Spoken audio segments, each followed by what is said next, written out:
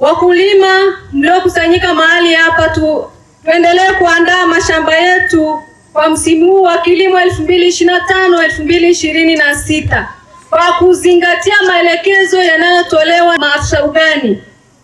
Tumewaleta kwenye kata kwa ajili hiyo. Watendaji wa vijiji, watendaji wa kata mlioko hapa, nendeni mkatoe elimu iwafikie wananchi ili kuandaa mashamba kwa ajili ya msimu ujao.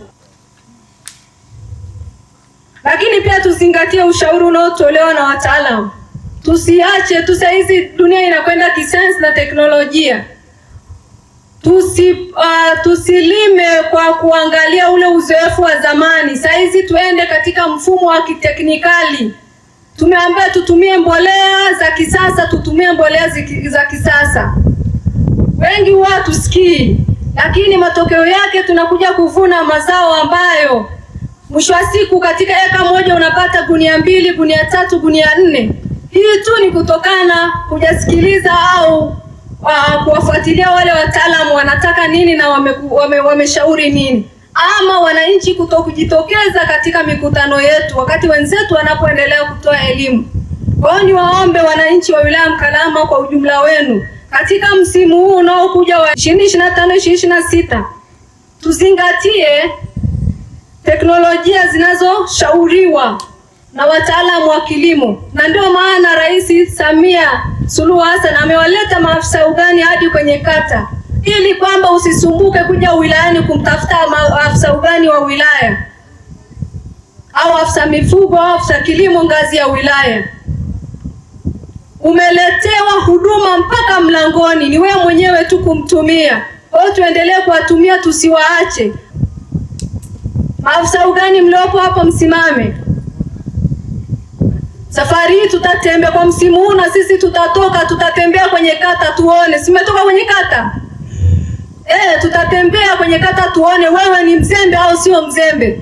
Nendeni mkatoe elimu kwa wananchi. Naelewana mkaitishe vikao, muombeni mtendaji wa kijiji, mtendaji wa kata aitishe kikao, mtoe elimu. Mkalama oye! Mkalama safi! Na mimi pia nichukue nafasi hii pia kuwapongeza idara ya kilimo na mifugo. Hii idara imetembea katika wilaya hii ya Mkalama, na naamini wanatarajia kulisitisha lile zoezi la uchanjaji wa ng'ombe ama kuweka alama kwa wale ng'ombe ambao wamechanjwa. Kwa hiyo mimi niwapongezeni sana kwa kazi nzuri zilizofanyika. Niendelee kuwasihi wananchi tujitokeze kwa wingi. Kumekwepo na tabia ya wananchi kuficha ng'ombe zao, mbuzi, mifugo kwa ujumla. Hii imejitokeza katika maeneo mbalimbali, lakini faida yake ni nini? Faida yake ng'ombe wako hawatokuja kupata magonjwa ya ajabu. Kwa hiyo niwaombeni tuendelee kujitokeza kutoa ng'ombe wenzetu wanapokuja kwa ajili ya kutoa huduma za chanjo. Lakini kwa niaba ya mkuu wetu wa wilaya, natamka rasmi sasa kufunguliwa kwa msimu wa kilimo kwa mwaka 2020-2025 na 2026. Makofi mengi tafadhali. Makofi na vigeregere, makofi hayatoshi. Wakulima, makofi mengi.